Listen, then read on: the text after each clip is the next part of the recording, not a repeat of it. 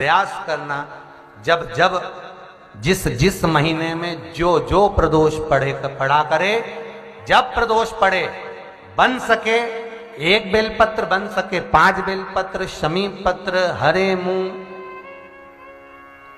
हरा मुंह बेलपत्र, एक कलश के अंदर थोड़ा सा पानी लेकर 1 बेलपत्र, हरा मूंग, शमी पत्र डालकर और उसमें थोड़ा सा गुड़ डालकर भगवान शिव का स्मरण कर कर प्रदोष काल में, मान लो कोई काम आपका बहुत जरूरी है, बहुत दिनों से आप थक गए हैं, नहीं हो रहा, कर्जा बढ़ रहा है, धन नहीं आ रहा, व्यापार नहीं चढ़ रहा, या कोई समस्या बहुत प्रबल है, कोई एग्जाम में बैठ रहे हो नहीं हो रहा, परीक्षा भी दे दी है, रिजल्ट आने ही वाला है, तो भी प्रदोष काल में, प्रदोष के समय वो जल मूंग, शमी पत्र और बेलपत्र और गुड़ का शंकर के शिवलिंग को समर्पित करना प्रारंभ कर दो। 2 या 3 प्रदोष करोगे, बाबा आपकी मनोकामना शीघ्र पूर्ण कर देगा। 2 या 3 करोगे, बाबा करेगा। कोई नया काम का चालू कर रहे हो आप, कोई व्यापार के लिए जा रहे हो, नौकरी नहीं लग रही हो, सर्विस नहीं लग रही हो, आपकी एग्जाम दे ली, बहुत परीक्षा के लिए आपने तैयारी कर ली है, बहुत प्रयास कर लिया, बहुत प्रयास, अथक प्रयास आपने कर लिया, भगवान प्रदोष का अगर दिन हो और प्रदोष काल का समय हो और एग्जाम प्रदोष के बाद हो, या आपको तारीख मालूम पड़ जाए और उसके पहले अगर 15 दिन 20 दिन पहले भी प्रदोष पड़ रही हो, तो बेलपत्री समभागी बना। समभागी मतलब ये जो चिकना वाला पत्ता होता है ना बेलपत्री का, सीधा वाला भाग, और इस पत्ती का भी सीधा वाला भाग, ये दोनों जो बेलपत्री के चिकने भाग होते हैं महाराज, ये बेलपत्री का जो चिकना भाग है और ये चिकना भाग है, इन दोनों में लाल चंदन लगाकर बेलपत्री के भाग को जोड़ना महाराज।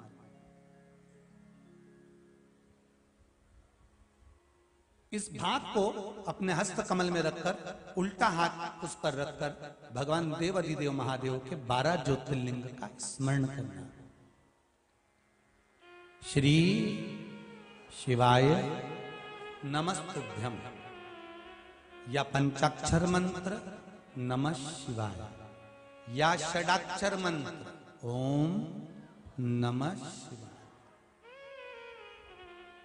पंचाक्षर मंत्र हो, षडाक्षर मंत्र हो, श्री शिवाय नमस्तुभ्यम शिव महापुराण का मूल मंत्र हो, स्मरण कर कर उस मंत्र का अपनी कामना कहकर अशोक सुंदरी वाली जगह पर उसको छुआकर भगवान शंकर पर उसका स्पर्श कराकर उसको लाकर नंदी का एक चरण, ऊंचा भाग जहां चरण का हो, नंदी जब शिव जी के सामने होता तो उसका एक पांव ऊंचा होता है, नंदी का जो पांव ऊंचा हो, उस मंदिर में जो भी, चाहे आगे पांव हो पीछे का पांव, जो पांव उस मंदिर में हो ऊंचा, उस चरण के पास अपनी कामना कर कर रख दीजिए, और थोड़ा सा मूंग, हरा मूंग थोड़ा सा, श्री गणेश जी महाराज का नाम लेकर किसी भी गौशाला में या नंदी गण जहां हो, आपके मोहल्ले में कोई नंदी हो जो घूमता हो रोड पर, कोई बैल हो, तो उसको वो मूंग खिला दीजिए, और उसके बाद थोड़ा सा हथेली लेकर थोड़ा सा खिलाकर आप अपने एग्जाम पर, या कोई व्यापार चालू कर रहे हो, या नौकरी करना चाह रहे हो, सर्विस करना, आप उसके लिए चले जाओ, उसमें सफलता मिलेगी। पर करना किसको पड़ेगा? जो व्यापार करने जा रहा है, जो नौकरी करने जा रहा है, जो सर्विस करने जा रहा है, जो अप्लाई करने जा रहा है, जो अप्लाई के लिए आगे बढ़ने जा रहा है, कोई कंपटीशन एग्जाम में बैठने जा रहा है, करना उसको।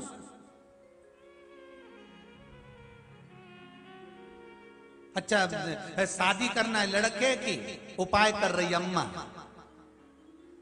उपाय मां कर रही है, शादी करना है बेटी की, उपाय कर रही मां, थोड़ा तो बेटा बेटी का हाथ तो लगवाओ उसमें। भले वो करने नहीं जाए पर स्पर्श तो कर दे उसको।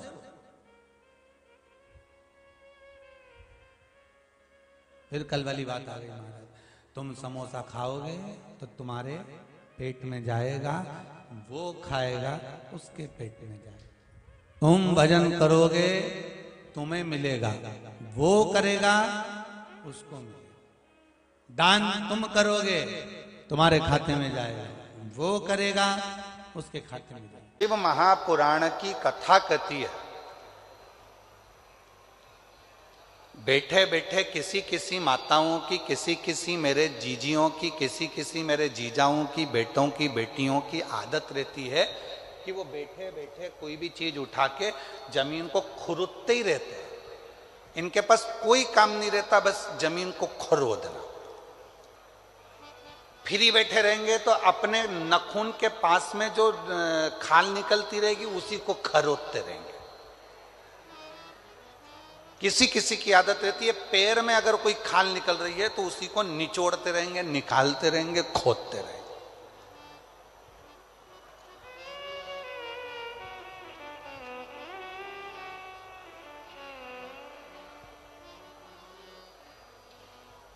और शिव महापुराण की कथा कहती है यह अच्छी बात नहीं है।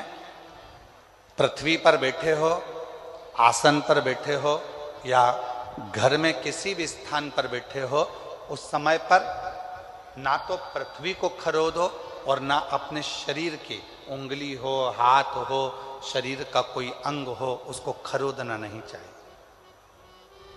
इससे दो चीजें आती हैं, एक कर्जा भी बढ़ता है, दूसरी दरिद्रता बढ़ती है।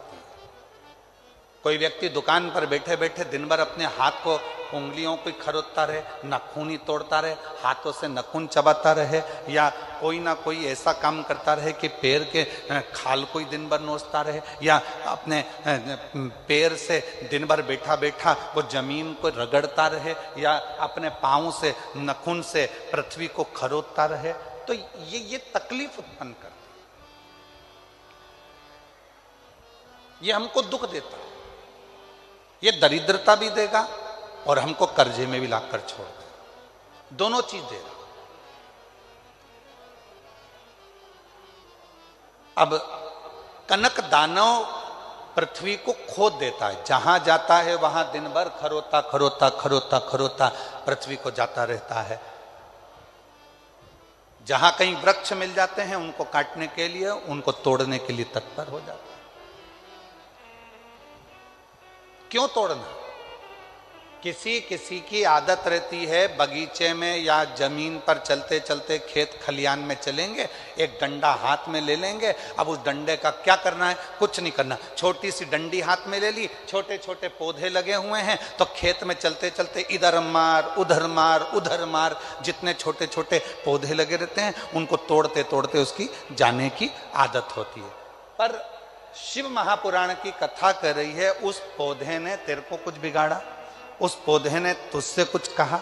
वो तो एकांत में है, एक और है, साइड में है, तेरे रास्ते में भी नहीं आ रहा। मान लो तेरे रास्ते में आता तो तू उसको तोड़ते हुए जाता, चल जाता, पर किसी पौधे में डंडा मारा, किसी पौधे में हाथ मारा, किसी की पत्तियां नोची, किसी के पौधे को तुमने तोड़ तोड़ा के नचित कर दिया। ये शिव महापुराण वर्णन नहीं करती। भगवान शंकर प्रकृति के देवता हैं। शिव जी को प्रकृति का देव माना गया।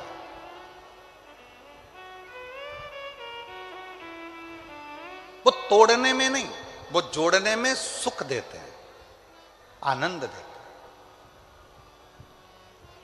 कनक दानव पत्तों को तोड़ रहा है, वृक्षों को तोड़ रहा है, वायु को दूषित कर रहा है।